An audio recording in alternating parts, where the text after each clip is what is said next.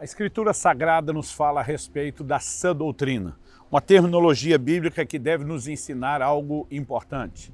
Se é uma doutrina sã, sadia, logo existe alguma outra enferma. Nós precisamos compreender, no entanto, que isso não se trata apenas de mera questão apologética, de como estabelecemos os termos da nossa fé. Mas quando eu olho para as Escrituras, eu percebo que isso também diz respeito à prática da doutrina, à maneira como vivemos o Evangelho. Esse é o assunto da nossa conversa hoje. Fique comigo e nos próximos minutos entenderemos melhor essa verdade.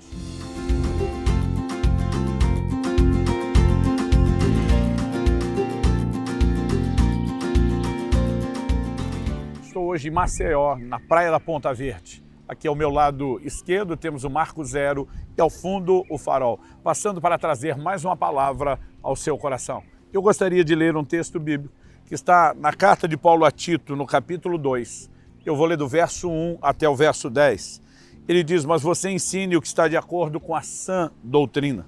Quanto aos homens idosos, que sejam moderados, respeitáveis, sensatos, sadios na fé, no amor e na perseverança. Do mesmo modo, quanto às mulheres idosas, que tenham conduta reverente, não sejam caluniadoras nem escravizadas a muito vinho, que sejam mestras do bem, a fim de instruírem as jovens recém-casadas a amar o marido e os filhos, a serem sensatas, puras, boas donas de casa, bondosas, sujeitas ao marido, para que a palavra de Deus não seja difamada. Do mesmo modo, quanto aos mais jovens, exorte-os para que em todas as coisas sejam moderados. Seja você mesmo um exemplo de boas obras. No ensino, mostre integridade, reverência, linguagem sadia e irrepreensível, para que o adversário seja envergonhado, não tendo nada de mal a dizer a nosso respeito. Quanto aos servos, que sejam em tudo obedientes ao seu Senhor, dando-lhe motivo de satisfação.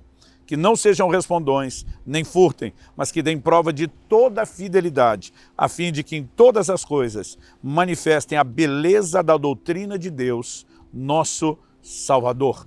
A Nova Versão Internacional diz: para que assim tornem atraente em tudo o ensino de Deus, nosso Salvador.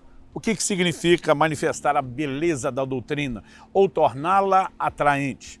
Nós precisamos compreender que isso diz respeito à conduta, isso diz respeito a estilo de vida. O Evangelho não pode ser abraçado apenas como um conjunto de doutrinas teóricas, mas que se traduzem numa forma prática na minha e na sua vida, alterando e mudando o nosso comportamento. Eu gosto sempre, de considerar algumas verdades bíblicas, e uma delas é o que de fato Deus espera de nós. Quando falamos da sã doutrina, há um conjunto sadio doutrinário, mas há também o elemento prático, quando eu e você podemos de fato andar naquilo que Deus predeterminou para nós. E ao olhar para esse texto, eu percebo mais uma vez que toda a ênfase em ser são, sadio, diz respeito a uma expressão prática da fé. Depois de falar a respeito da sã doutrina, no verso 1, nós vemos que no verso 2, a Bíblia diz a respeito de sermos sensatos e sadios na fé. Então começa a se detalhar toda uma questão comportamental, como que os idosos devem se conduzir, da mesma forma que os homens, como as mulheres idosas devem se conduzir, quando a Bíblia diz que elas devem ser mestras do bem, instruírem as jovens recém-casadas, amarem seus maridos, seus filhos. Nós percebemos que, obviamente, aqui a questão familiar está sendo levantada, está sendo colocada em questão. E o resultado disso, diz o verso 5, é para que a palavra de Deus não seja difamada.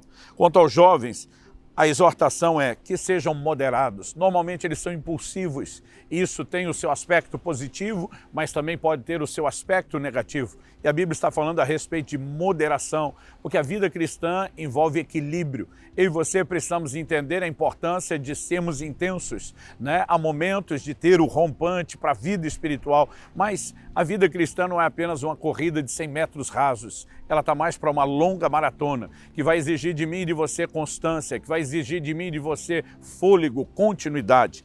Ele segue dizendo a respeito da importância de que o próprio Tito fosse um exemplo de boas obras. Mais uma vez, é a conduta que está em questão.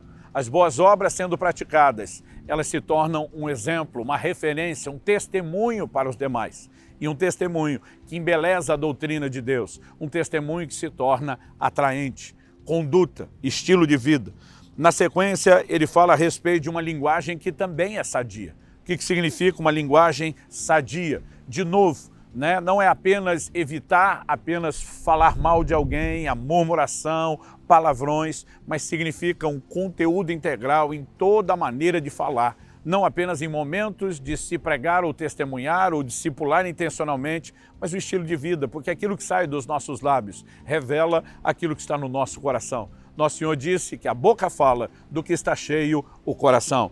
Então ele segue mais uma vez dizendo, para que o adversário seja envergonhado, não tendo nada de mal a dizer a nosso respeito. Por fim, ele vai para a questão das relações de trabalho. O servo em relação ao seu senhor, sendo obediente, dando motivo de satisfação, manifestando excelência, produtividade. E nisso, ele diz, não sejam respondões, que não furtem. Ele estabelece padrões de ética, de respeito, que todos têm a ver com o cristianismo. E ele está dizendo que dessa forma eles vão dar prova de fidelidade. A fidelidade é provada como? Por meio da conduta. E isso, no final, é o que embeleza a doutrina de Nosso Senhor. Evangelho de Mateus, no capítulo 5, Jesus, no Sermão do Monte, deixa claro algo que ele espera de todos nós. Ele diz no verso 16, assim brilhe também a luz de vocês diante dos outros, para que vejam as boas obras que vocês fazem e glorifiquem o Pai de vocês que está nos céus.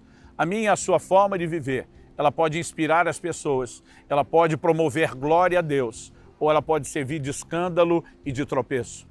Infelizmente, há crentes que pregam o evangelho a outros, mas a sua conduta acaba anulando toda a intenção, diga-se a boa intenção, de promoverem o evangelho, porque no seu estilo de vida, eles não tornam o evangelho atraente. No seu estilo de vida, eles, na verdade, acabam desconstruindo aquilo que tentam construir enquanto estão falando. A palavra de Deus nos mostra que a conduta tem muito peso. Obviamente não estou dizendo que não é necessário falar do Evangelho. A palavra tem que ser pregada. O Evangelho precisa ser explicado. Sem isso, a fé do coração das pessoas não será gerada. Mas ao mesmo tempo ele precisa ser autenticado por um estilo de vida diferenciado.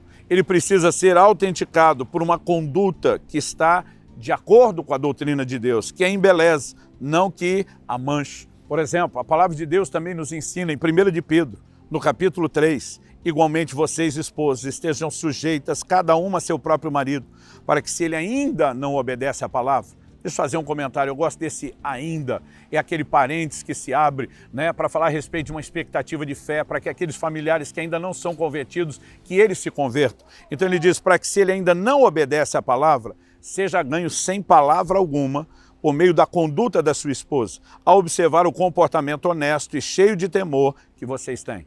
De novo, sem palavra alguma ser ganho, não significa que o evangelho nunca foi pregado, mas há um momento onde, depois de ter se falado, nós precisamos esperar que essa palavra falada, somada ao bom testemunho, produza efeito. Isso, de novo, tem a ver com a beleza da doutrina de Cristo. O apóstolo Pedro diz no verso 3 que a beleza de vocês não seja exterior, como trança nos cabelos, joias de ouro, vestidos finos, o que normalmente é algo que as mulheres se preocupam em acrescentar ao seu porte e à sua beleza, e diz, mas que ela esteja no ser interior, uma beleza permanente de um espírito manso e tranquilo, que é de grande valor diante de Deus. E aqui novamente, a beleza da conduta, uma conduta que embeleza a doutrina de Cristo, que não depõe contra ela, pelo contrário, a favorece. Repito, isso não significa que não devemos abrir a boca, que nunca devemos falar do Evangelho, mas que palavras sem testemunho perdem a sua autoridade, se tornam um esforço vão, incompleto. E quando a Bíblia fala a respeito dessa doutrina, não adianta eu e você termos um bom discurso, não adianta termos a eloquência, não adianta termos a verdade a ser comunicada, mas não temos o exemplo que inspira, seja na nossa vida familiar, seja na nossa vida financeira, enfim, na conduta que manifestamos em todas as áreas do cristianismo. Como viver um testemunho atraente, como manifestar essa sã doutrina, quando nos concentramos em praticar de tal forma o evangelho que nossas obras, nossa conduta, aquilo que fazemos glorifica a Deus, mas também inspira as pessoas, em vez de servir de pedra de tropeço. Aliás, diga-se de passagem que a falta de testemunho, ela vai atrapalhar a pregação. Eu já li esses textos, mas eu gostaria de repetir. Quando o apóstolo Paulo, escrevendo a Tito, ele dá uma ênfase no capítulo 2, no verso 5, para que a palavra de Deus não seja difamada. No final do verso 8, ele diz para que o adversário seja envergonhado e não tenha nada de mal a dizer a nosso respeito. Traduzindo, se eu e você não agimos de acordo com a palavra de Deus, essa conduta dá motivo para que as pessoas não apenas nos ataquem, pior do que simplesmente nos atacarem, falarem mal de nós, é se fecharem para o Evangelho, é terem o seu coração blindado. Quantas vezes, ao longo de mais de 30 anos de ministério, eu tenho ouvido pessoas falando de familiares que já são cristãos quando elas não eram, e dizendo, se ser cristão é viver como fulano, eu não quero isso para a minha vida não. Mas por outro lado, Deus seja louvado, porque temos visto muitas pessoas dizendo, se ser cristão é o que fulano carrega, isso me inspira, eu também quero, como eu posso? E nesse momento você vê a diferença de um evangelho que não foi apenas abraçado numa crença teórica, mas que passou a ser vivido no aspecto prático. Eu e você temos a responsabilidade de viver o Evangelho pensando não apenas em nós, no impacto que ele terá na nossa vida, no fato de que podemos agradar a Deus com o nosso estilo de vida, mas também precisamos pensar nos desdobramentos, nas consequências. Qual o impacto que o meu e o seu estilo de vida terá sobre outras pessoas? Será que elas serão inspiradas? A Bíblia fala que quando no início da igreja, no livro de Atos, o evangelho crescia, muitos se convertiam, a Bíblia diz que eles contavam com a simpatia do povo. Mesmo aqueles que ainda não tinham abraçado a fé, olhavam e diziam, como é lindo a maneira como eles vivem, que belo é aquilo que eles praticam, a maneira de se conduzir, aquilo que eles creem. Isso não garante por si a salvação de outros, mas remove os empecilhos, facilita a proclamação do evangelho e é parte de um comissionamento que Deus nos deu. Então encerro enfatizando para você que aquilo que eu e você falamos aos outros esteja de acordo com a sã doutrina. Não só o conjunto de crenças, mas que nós possamos viver, essa doutrina que é sadia, porque ela não é só teórica, ela é prática. Deus nos ajude nisso, em nome de Jesus.